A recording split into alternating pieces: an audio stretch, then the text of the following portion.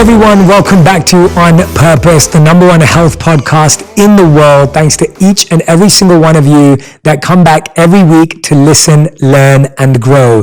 Now, it's not every week that you get to sit down with one of your heroes and legends. I am not overestimating at all. This is someone that was on my original list of people I wanted to sit down with when I started this podcast. You know that I want to sit down with thinkers, activists, philanthropists, and people that are doing work in the world that inspires me and can inspire all of us to do more. I'm speaking about the one and only Jane Goodall. Jane, thank you so much for being with me here today. I am so grateful to spend this time with you, and I thank you for giving me this opportunity. Well, thank you for inviting me, and I'm sure we're going to have a wonderful conversation. Absolutely. Jane, whereabouts in the world are you right now? I'm in England, south of England, Bournemouth, in the house where I grew up, where I have been grounded since the beginning of the pandemic. Wow. I read that one of your favorite novel series was Tarzan. I wanted to know what about that story lights you up and why it's one of your favorites. Well, actually, when I look at the original Tarzan of the Apes that inspired me, I was 10 years old, and I wanted to go to Africa. I wanted to live with wild animals in the forest. I thought Tarzan married the wrong Jane. If I read the book now, I don't like it because there's an awful lot of killing and death and all that stuff. But that's what inspired me, and that's what made my dream. I will go to Africa, live with wild animals, and write books about them. Because back then, we're going back like 78 years or something. Girls weren't scientists. No girls went out in the forest. Everybody laughed at me. Jane, dream about something you can achieve. Not my amazing mother. She said, if you really want to do something like this, well, you're going to have to work very hard. Take advantage of every opportunity. And if you don't give up, maybe you'll find a way. That's incredible advice from your mother. What do you think it was about her that she was able to have that vision and that encouragement for you, apart from her love for you? What is it that you think made her special in that way, especially at a time when women were being discouraged from anything of the sort? She had a wonderful mother who was kind of way ahead of her time. And she had an extraordinary father who was a congregational minister. My one sadness is I never met him. He died before I was born. But everything I've read about him, he used to go out in the woods. He would take his children out and tell them about nature. And I know that I would have got on so well with him. So basically, my mother was special because she had special parents. And that's important for us to know now. I attribute much of who I am and what I've done to the fact that my mother supported me when I was a child. How did it affect you, Jane, when you had this dream and this vision, but people around you told you it wasn't possible? I mean, the words you shared of people that you spoke to sounded very discouraging, especially for a young person. And I feel today a lot of young people hear different things, but it's the same message. You're not smart enough, you're not good enough, you're not the right person, it's not the right time. How did that make you feel, and how did you process that at the time? Well, you see, because I had this supportive family, it wasn't only my mother, I lived with her, and when war began, I grew up in World War II, and when the war began, Mum brought me and my sister to live with her mother here in this house, and it was with my mother's two sisters. And her brother came as often as he could from London. He was a surgeon. He had to deal with the victims of the Blitz, when London was bombed day after day after day. So I was just surrounded by this supportive family of extraordinary people. And I didn't care what the outside world said. But the reason I take this message around the world, what my mother said to me, hundreds of young people have written to me or said to me, Jane, I want to thank you because you taught me, because you did it, I can do it too. That's a beautiful message, and it's amazing to hear it from you, especially with your life journey and living through World War II as well, and just just that whole period of your life that you've been through. I love that you're sharing that message, Jane. I think it's such a brilliant, brilliant, brilliant voice that we all need to hear today. And unfortunately, it seems that the world is always dealing with a new set of critics, more discouragement, and a new set of cynicism or skepticism. And we need voices like yours that continue to break them down and help inspire us to think differently. I'm very grateful I grew up in the war because I learned to take nothing for granted. You know, everything was rationed, food and clothes and petrol, everything. And, you know, wasting food was something we wouldn't have dreamed of. If something fell on the floor, you ate it anyway. And nothing was wasted, nothing. And you didn't even take life for granted because your family's friends were dying. So growing up in the war, I think, helped to make me what I am, without any question. Yeah, how do we process that today when, you know, my generation, obviously younger generations, we're not growing up at that time.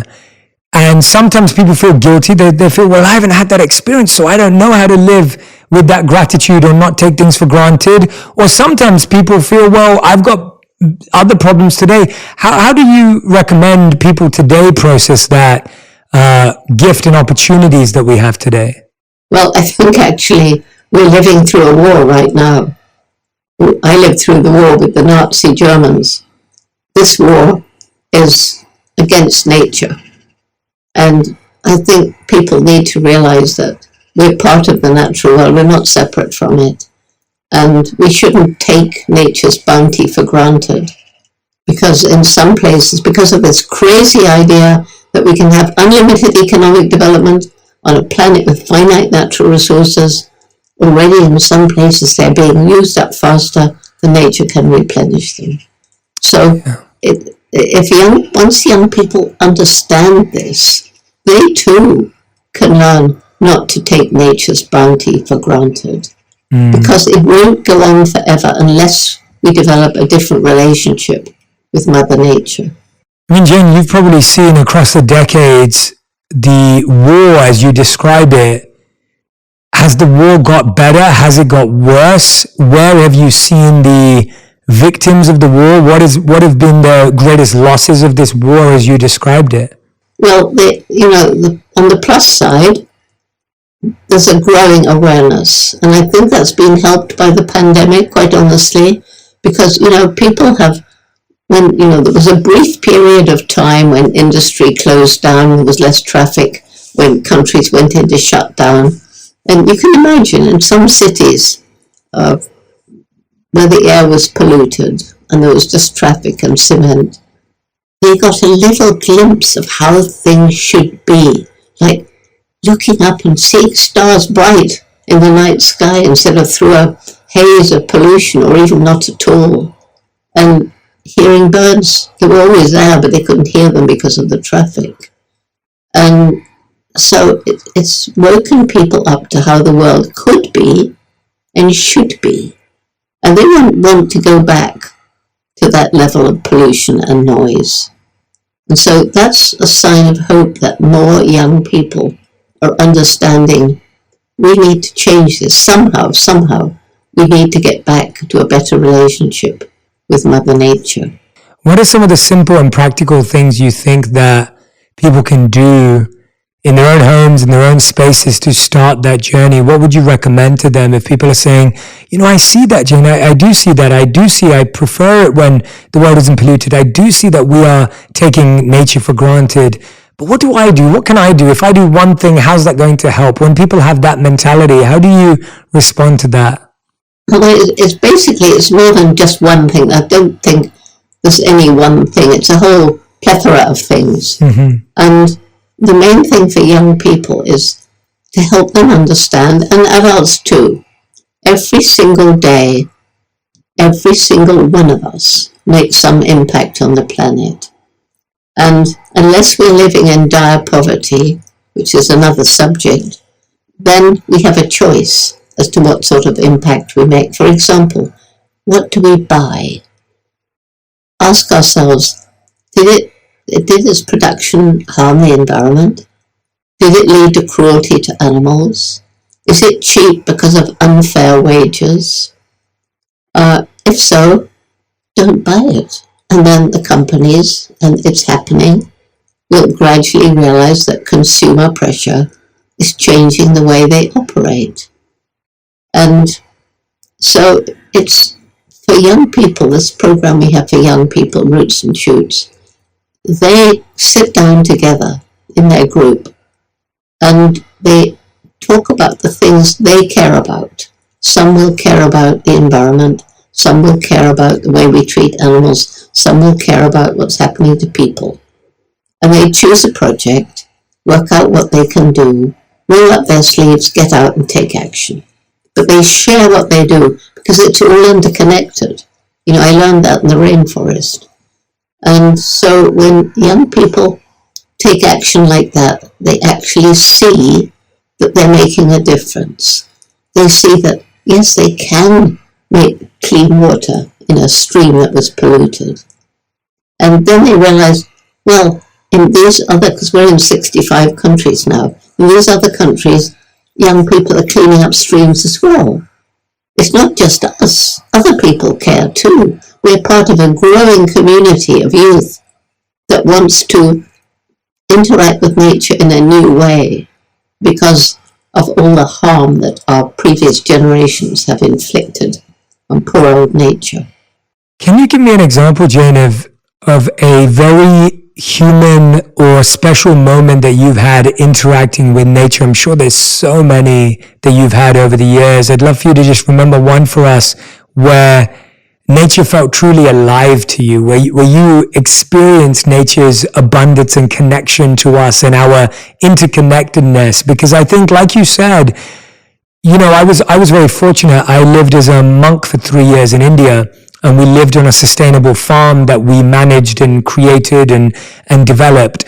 And I got to see where food comes from and how water is cleaned. And I got to see how trees are planted and grown. And we made mud bricks. And I got to see how long it took to make one brick that would be dried by the sand. And we went through that process. And I went through that for 3 years in my 20s, from the age of around 21 to 24.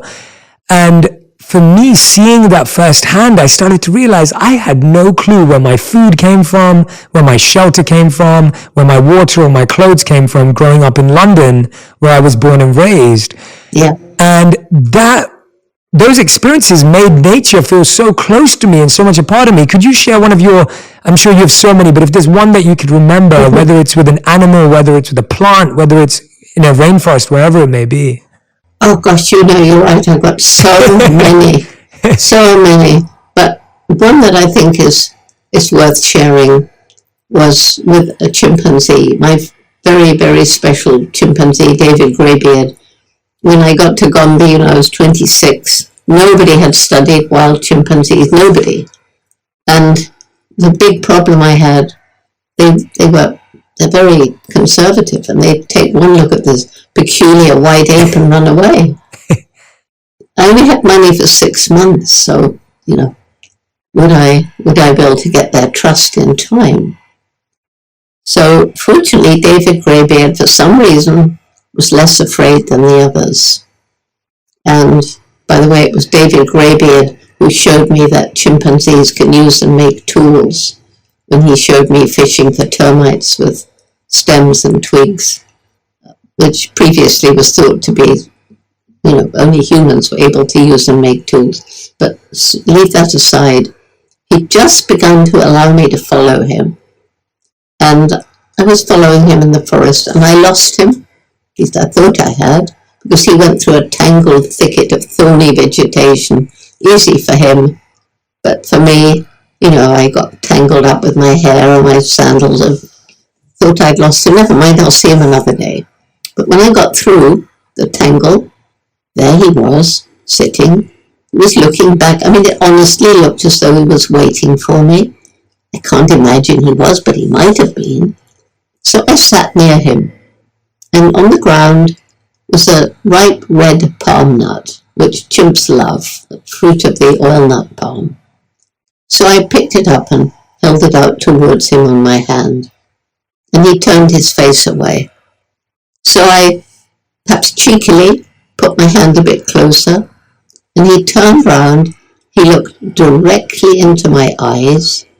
He reached out and he took that nut, but dropped it, then very gently squeezed my fingers. And that is how chimpanzees reassure each other.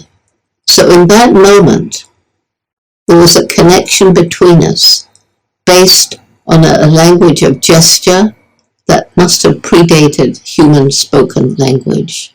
He understood that my motive was good, but he really didn't want the nut, and I understood that too. So it was a moment of real connection between me and an absolutely wild animal who'd had no connection with people before. And I think it changed my life. That's incredible. Thank you so much for sharing that. That's probably one of my favorite ones. And it's such a beautiful example. I recently this weekend, I watched The Octopus Teacher on Netflix. I'm not sure. Oh, isn't that wonderful? Yeah, it was so wonderful, wasn't it? Yeah. Me and my friends and my wife sat down and watched it together, and not only was the cinematography and videography stunning, it was just such a beautiful example of what you just shared, that human connection with between a human and an octopus. It's such a incredible way of seeing that come to. I'm sure, we're going to see that more and more as hopefully we get more entwined with nature. I want to speak about this incredible conversation book, The Book of Hope, Survival Guide for Trying Times. I don't feel there could have been a more timely moment for this book to be coming into our lives.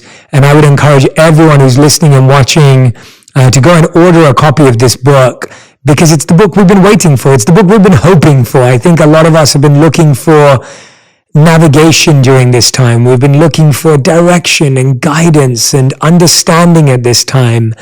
And I really do believe that the Book of Hope, A Survival Guide for Trying Times, is the book that's going to help us do that. I wanted to ask you, Jane, when you look at the history of hope, if we look at the history of humans needing hope, you've lived through times when people would have said there is no hope, yet there was hope that was found and it changed things.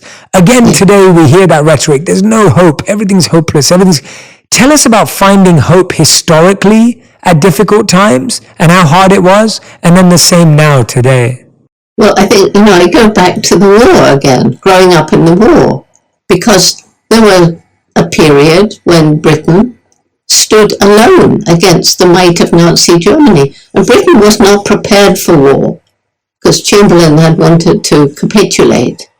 And, there was Churchill saying, no, we have to fight these Nazis. We don't want to be overrun by this horrible rhetoric of theirs. And, it was basically Churchill. So there we were, Britain, little Britain.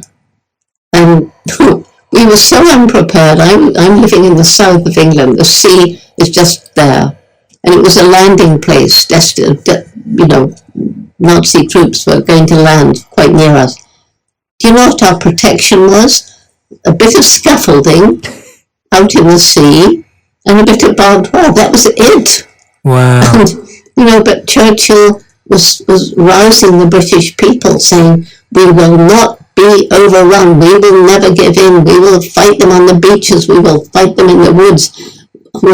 He was heard to, as thunderous applause came out, he was heard to turn aside to one of the people near him and say, and we'll fight them with the butt ends of broken bottles, because that's bloody well all we've got. He had that great British sense of humour. Yeah. So, living through a time when it totally seemed hopeless.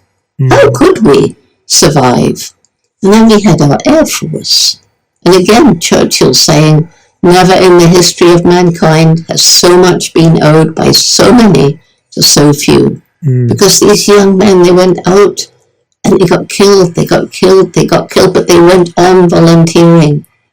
And, when you grow up with this sort of thing going on around you, and the way that people in London during the Blitz, when every night they were bombed, every night people lost their homes and lost their lives, And my uncle was working in the big hospital there, treating all these victims of the bombing. And yet the people there, they got together, they had this sense of humor, and they managed to pull together and not give in. So you couldn't have had a better lesson for me in hope. And, in this book, I talk about the reasons for hope, the energy of young people when they know the problem and you empower them to take action. And the resilience of nature, we destroy a place utterly, but give nature time, maybe some help, it will come back again. And then this extraordinary intellect that we haven't used it wisely. We haven't always been wise at all. We don't deserve the title of Homo sapiens, the wise ape, because we've been destroying our only home. Because there's been a disconnect, I think, between this clever brain and the human heart. I love the way we've poetically put love and compassion into the human heart. I don't know why, but anyway, that's what we did.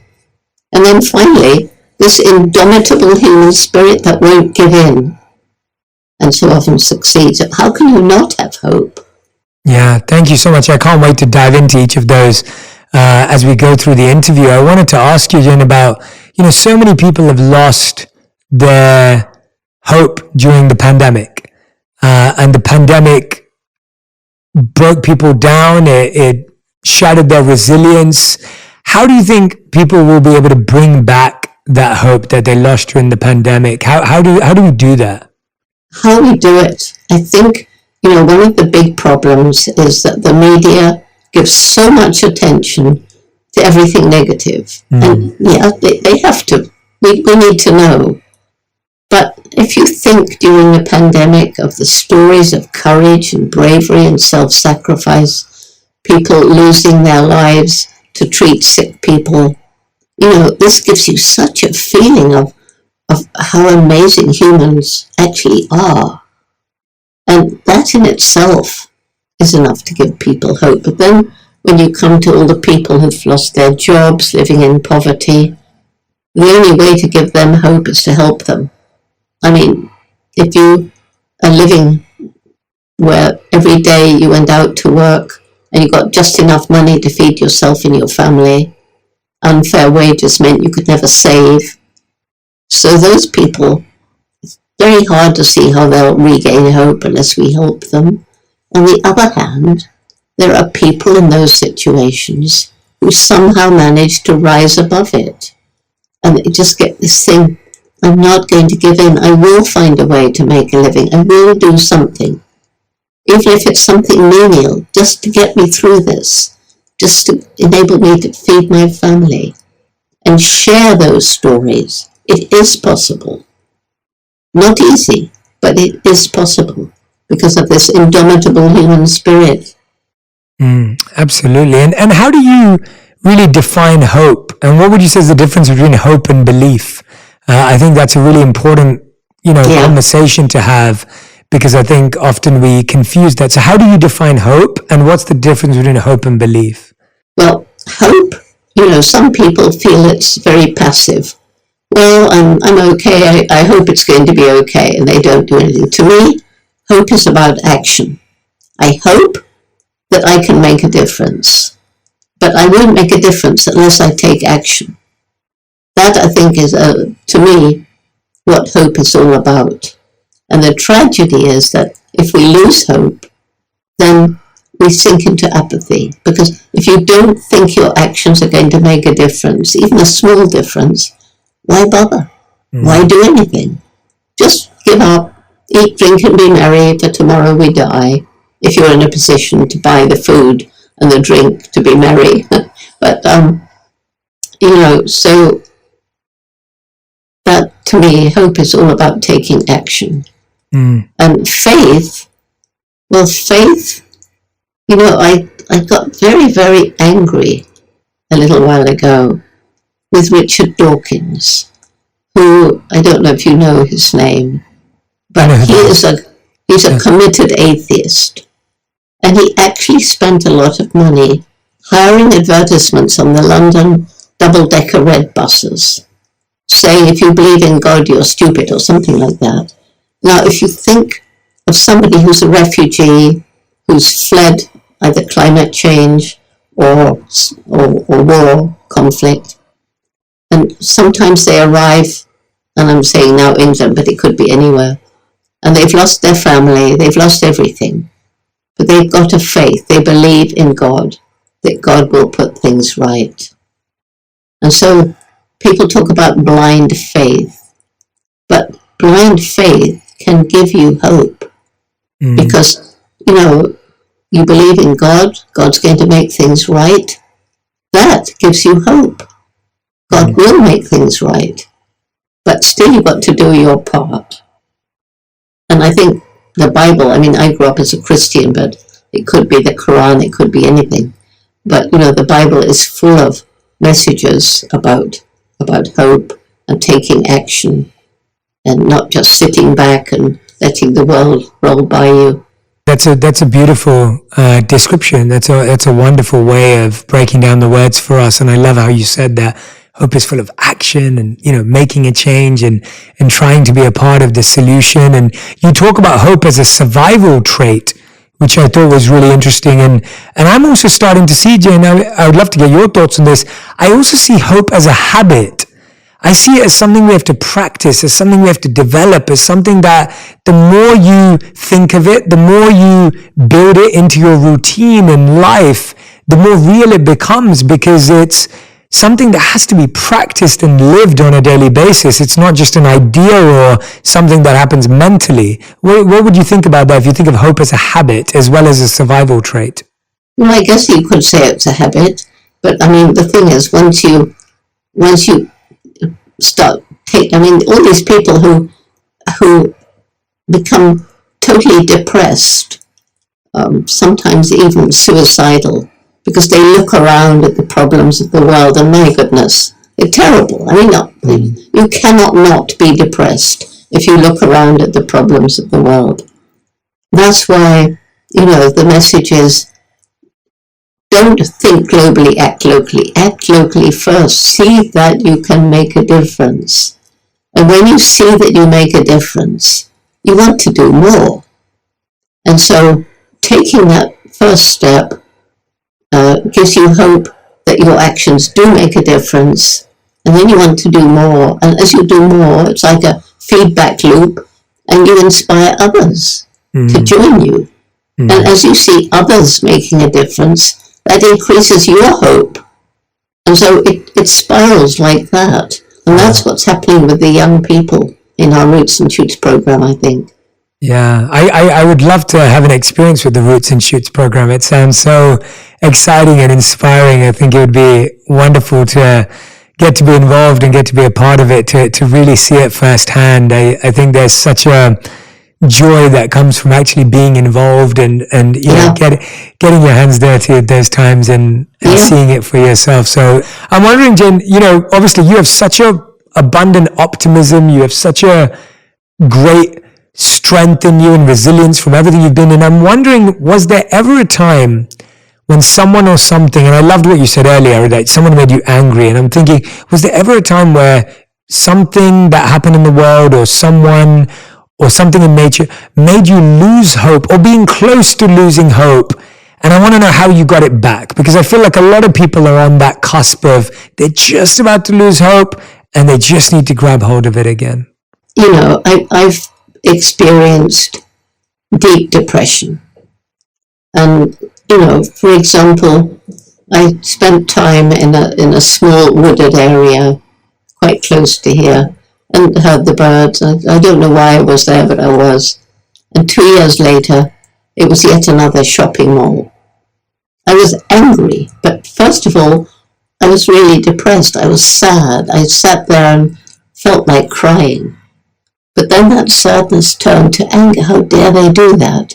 Well, I can't save this place now, but there are other places like this that I can try to save or inspire people living there, encourage them to do what they can to save it before it's too late.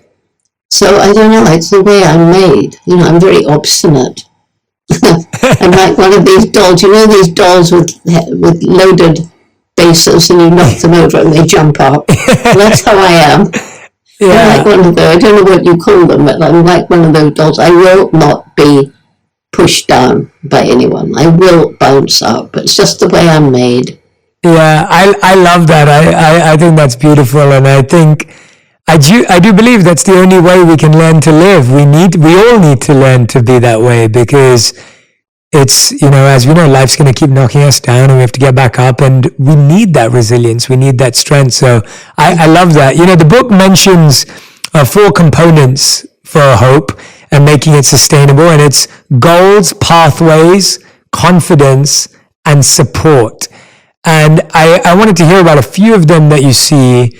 And, you said, and the conversation you were having, the researchers call it the hope cycle. What kind of goals should we have at this time? What do you think? What goals do you feel are realistic, but also ambitious enough for us to have at this time? You can't be passionate about everything. Mm-hmm. But there's enough of us. That's one of the only benefit I can see in the number of people on the planet. There's enough people to tackle all the different problems, because nobody can tackle everything.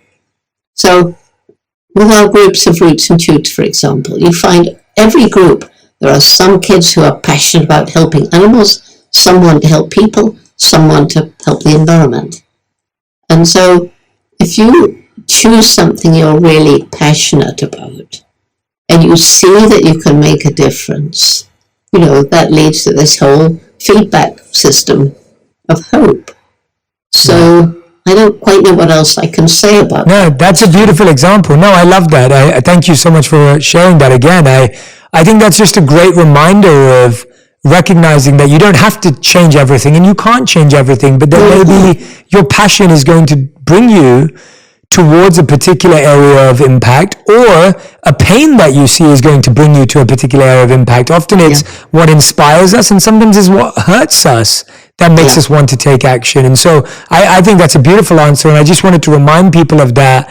Sometimes as we were discussing, so many people will be thinking, I'm so overwhelmed. There's so many things that the world needs help with. There's, nature, there's animals, there's cancer, and so knowing that people can just start with what is deeply important to them. Yes, that's the way to start, because then that's why Roots and Shoots is working so well, because the kids, they're passionate about what they do because they chose it. We don't tell them what to do. And so a Roots and Shoots group will choose different projects, whether they're in a city or rural area, rich or poor, whether they're in India, Pakistan, and whether they're in Africa or Florida or New York.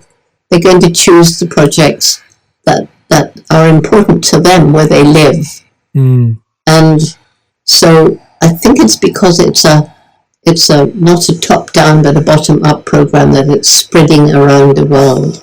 Yes, absolutely. Truly making a difference. And the thing is, with these 3 projects, animals, people, environment, that every group must choose between them, they all share the result of their projects, and therefore begin to understand how everything is interrelated. I learned that in the rainforest. Every species has a role to play in this beautiful tapestry of life. And I see it as when one species disappears from an ecosystem, it's like pulling a thread from that beautiful tapestry. And as enough threads are pulled, that ecosystem, that tapestry will hang in tatters, and the ecosystem will collapse. Oh, that's such a great metaphor and analogy for us to visually, I could visualize that as you were describing it. And one of the things that I observed in nature that I love so much is that every part of nature is always serving. So the trees are providing shade, they're providing fruits and flowers, the water is moving and providing, the sun is providing heat and warmth and light, and every aspect of nature is always in service to others. And it seems that the only part of nature that is not in service is often us as humans and people, where we're trying to serve ourselves versus serve and give and provide and share. And you talk about this beautiful point about, the reasons for hope. And one of them you give is the human intellect. And we've all heard that it's our minds that separate us from animals. But in your book, you mentioned that great apes can learn 400 or more words of American Sign Language, work out complex problems on a computer. And like some animals you mentioned, I think it's pigs, love painting and drawing. And you mentioned the octopus. Yes, exactly. Yeah. And so if animals are smarter than most people give them credit for, what is it truly that sets us apart when you use the human intellect as a reason for hope? Well, the human intellect differs from that of all other animals, chimpanzees and everybody else, to the lengths to which it's gone. Like, there's no animal, no matter how intelligent, on the planet today that could design a rocket that goes up to Mars, launches a little robot that goes around taking photographs. That is out of the category, out of the league of animal intellect. I mean, the way we're talking now is an example of human intellect. This intellect, the Zooms and the podcasts and all the things that we do, it's just amazing. And I believe that was at least in part triggered by the fact that at some point in our evolution, we developed this way of communicating, as we are now, with words.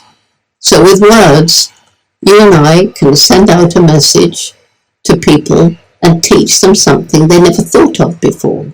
We can teach our children about things going on in other countries. Chimpanzees can't do that. Their children learn by observing. But we can use words.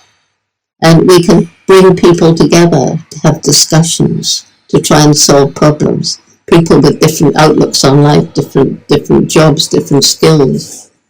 So that's the difference. And this is why it's so bizarre that we're destroying our only home. We don't want to live on Mars. We know that now. And I think it's a disconnect between this clever brain and, as I said before, the human heart. Love and compassion. And honestly, I truly, truly believe it's only when head and heart work in harmony that we can achieve our true human potential, which some people have. Yes, I think that that was so wonderfully shared. I really believe that our intellect and our intention have been disconnected. And so the intellect is not being guided by or directed by intention. It's being free to do whatever it needs to feel sense gratified and to feel self-obsession almost, freedom to that point. And the love and compassion you're speaking about is such an intentionality with how we use this intellect that we've been gifted with. Yeah, I mean, it was Mahatma Gandhi who said, the planet can produce for human need, but not human greed. Yeah. And, we need a new definition of success. Because at the moment, if you talk to most kids, what's a successful person? Oh, somebody who's making a lot of money, or maybe somebody who's got a lot of power. And that's the way we think about success. To me, success is about having enough that you can feed yourself and your family, you can perhaps go for a nice holiday, that you can enjoy spending time in nature and with your family. And people just, they did an experiment where they followed different immigrant families who all arrived the same, with a wife and a kid and nothing. And part of the group, they managed to get jobs and they managed to find somewhere to live, and then they upgraded it. They got a little house. They could send their kids to school. And there's this King of Bhutan's happiness index. And as this happened, whatever that index is, went up. The next group, they, in the same way, started to improve their lives. But when they got to that level where the first group stopped, they went on. They wanted more. They wanted more money. They wanted more power, more wealth, more houses. And they succeeded, but the happiness level dropped. And I love that experiment This is true. A lot of very wealthy people aren't happy people. Absolutely. Yeah. And I think when I love that you shared that study, and I've also found that when someone's intention for more is so that they can do more service, whether it be financial, whether it be growth in any area of life, it becomes actually very beautiful. We see so much incredible work happening with the world when people use their platforms for a higher purpose.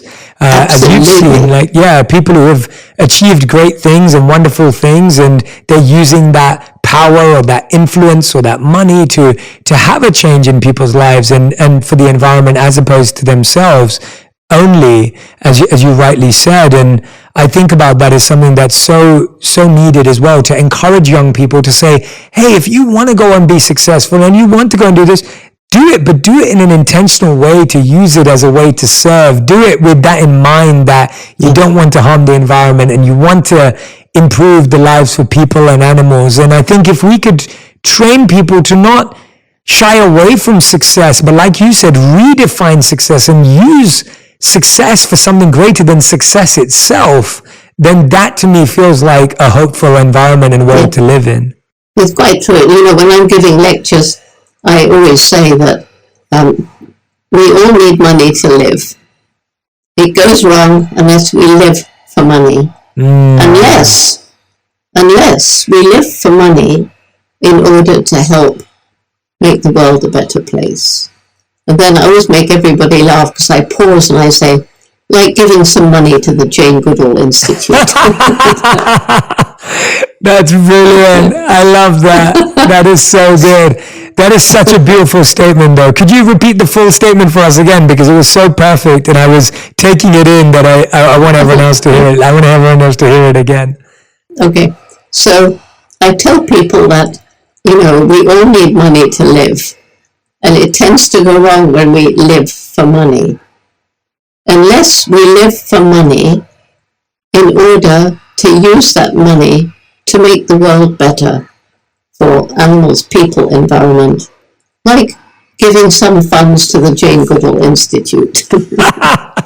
I was holding back my laughter because I knew it was coming. I love that. That's brilliant. But it's such a profound statement, and it is such a wonderful way. And I think that idea of engaging whatever gifts we have, whatever wonderful opportunities we've been given, to engage them back into the service.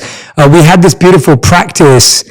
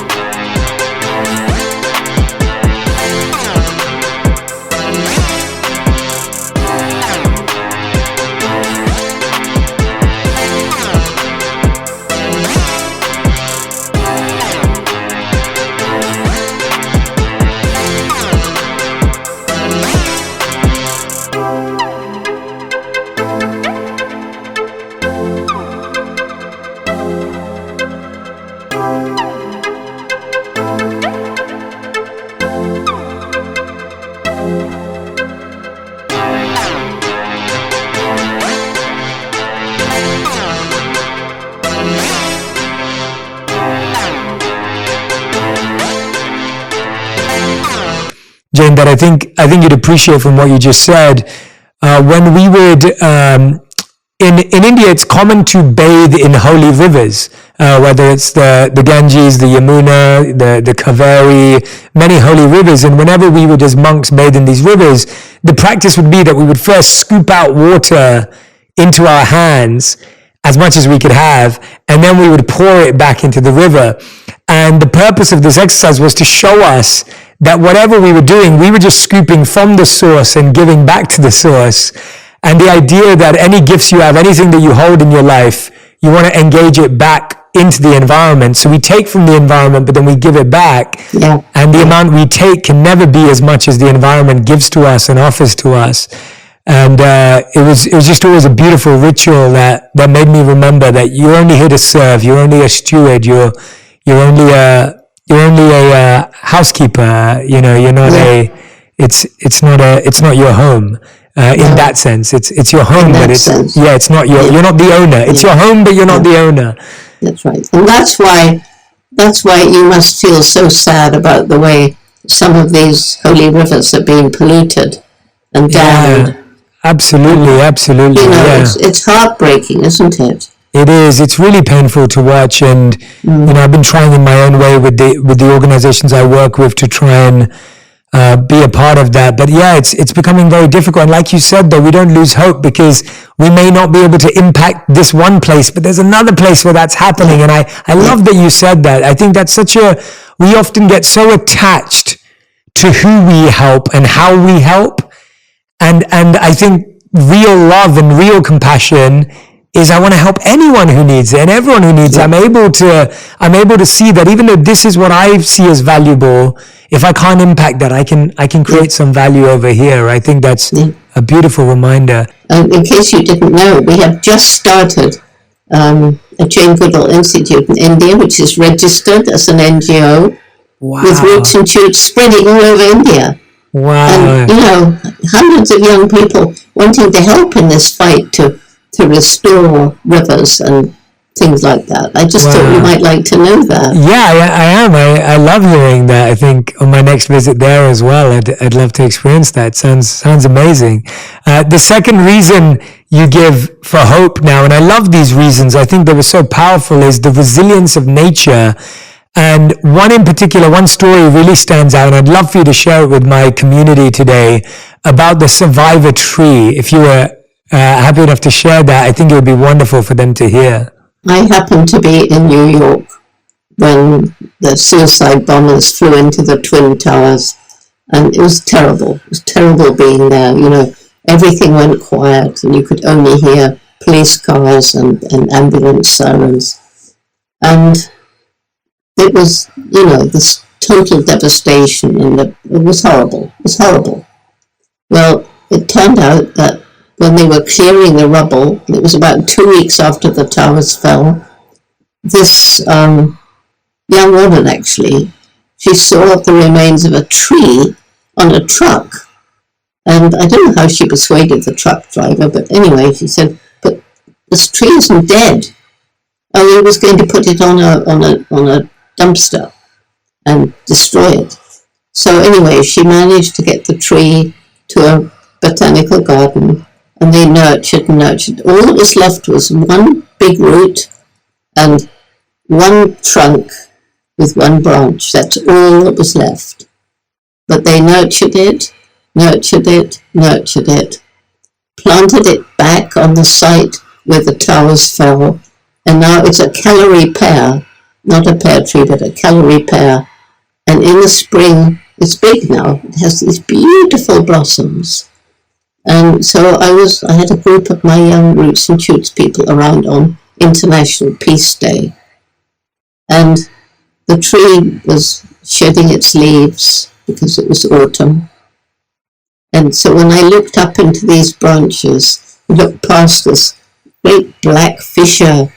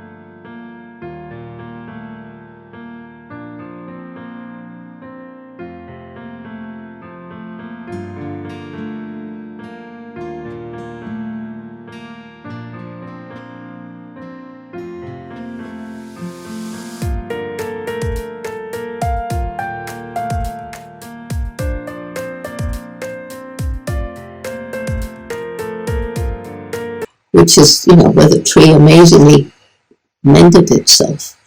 And there was the nest of a bird that obviously had fledged and flown. And that was like the tree itself has survived the most horrendous attack. And it's put out leaves, and it's beautiful. And it's nurtured another life form where the babies have fledged and flown out into the world. It was so wonderful.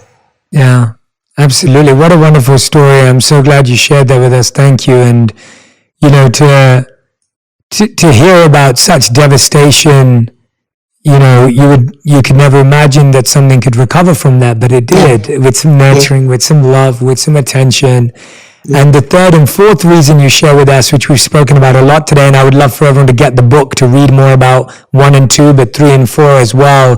3 is all about empowering young people, and 4 is about that human spirit. So anyone who's listening and watching right now, and you're loving these stories and these examples, and you're being filled with hope, I really hope everyone who's listening and watching, your body, your mind, your soul, your heart are being filled with hope.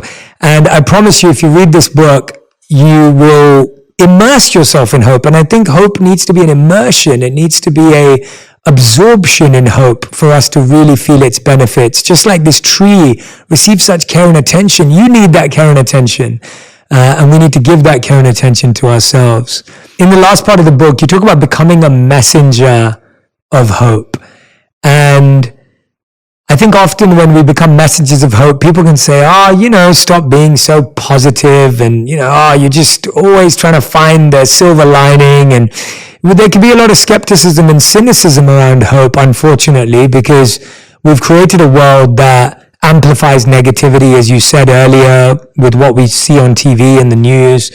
If someone's listening and they're like, Jane, I want to become a messenger of hope, what's something that they could do today for themselves, or practically, Jane, that you think will help them continue that desire to become a messenger or an ambassador of hope?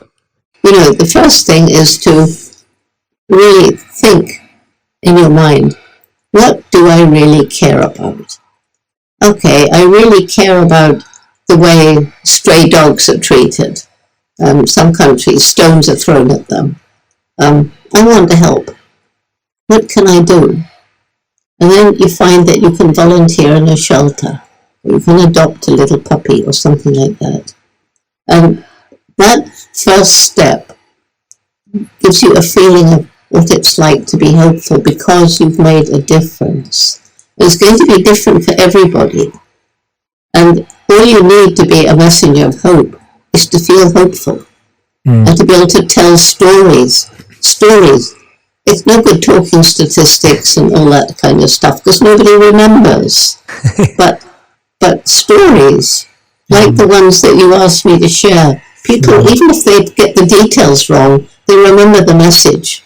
And so I think messengers of hope need to be storytellers. They need to have experienced the joy of doing something and seeing that you've made a difference. And the even greater joy of seeing that you've inspired others to get that same feeling by taking action and making a difference. Yes, absolutely. I love that answer, and I couldn't agree with you more. Stories define us, and they define how we feel, and they're the stories that resonate with our heart. And statistics, again, like you said, statistics talk to our head, but stories deal with our hearts. So as you said, the head and heart alignment, I think that's a beautiful reminder for all of our messengers of hope. Jane, you've been so generous and kind and wonderful with your time. I couldn't encourage people more to go and grab a copy of the book. We'll have the link in all of the captions so you can order it.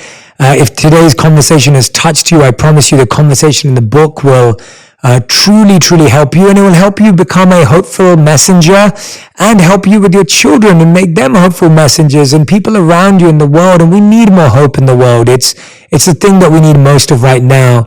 But Jane, we end every episode with a final 5, which are a fast 5 where you have to answer every question in 1 word to 1 sentence maximum. So we're about to do that. But before we do that, I just thought of something actually. I was asked, CBS is doing a primetime show called The Activist, and I was asked to be a guest judge the other day. And the 3 areas they chose are education, healthcare, and the environment. And they're encouraging people to come up with ideas, and they're going to be funding them. And I believe the final meeting is with Leonardo DiCaprio, who's going to be really encouraging the ideas to move forward. I wanted to ask you, when you see all these things happening today in the mainstream shows, people such as Leonardo DiCaprio being so forward thinking about the environment, does that give you hope? How do you feel about those aspects outside where people are taking action? Yeah, it's great. I mean, of course it gives you hope, because people like Leonardo DiCaprio, Angelina Jolie, Dave Matthews, people listen to them, and they're people I probably couldn't reach. So, the fact that they're out there and inspiring people and giving them hope, of course it reinforces my own hope that we are getting there, that together we can make a difference, and together we will. Yeah, that's beautiful. I love that. Okay, we're going to move into the final 5, 1 word to 1 sentence maximum for each of these. Jane, are you ready for your fast 5? Well, I'm no good at this, but go on. You could end up making a fool of me, that's fine. I don't be made a fool of. Not at all. That is not my intention. Okay, so the first question is, what is the best advice you've ever received? The best advice I've ever received was from my mother, when she said, if you really want to do something, work hard, take advantage of opportunity, and don't give up. What is the worst advice you've ever received? You can't make a difference, so don't bother. Great answer. Okay, question number 3. What's the first thing you do in the morning and the last thing you do at night? Try and get out of bed to face another day of podcasts and webinars and those things. The last thing I do, watch some absolutely mindless and non-intellectual, something on TV or an audio book or something like that. Take my mind away from all the horror of the day. I love that. Question number 4. What's the biggest lesson you've learned in the last 12 months? Patience. Wonderful. And 5th and final question, if you could create one law that everyone in the world had to follow, what would it be? The law that is shared by every single major religion. Do unto others as you would have them do to you. Beautiful. Thank you so much, everyone. The Book of Hope. Jane Goodall, we are so grateful for your time and energy. I can't wait to share this with millions of people in our community that listen every single week. And I can't wait for more people to read the survival guide for trying times, which is so needed right now. So thank you so much. And I hope this wasn't too much of a stressful podcast journey that you have to get away from. But I'm really, really honored to have spoken to you, Jane, and I look forward to meeting you. So thank you so much. Yep. Well, I've had a wonderful talk with you. It wasn't stressful at all. It was fun. And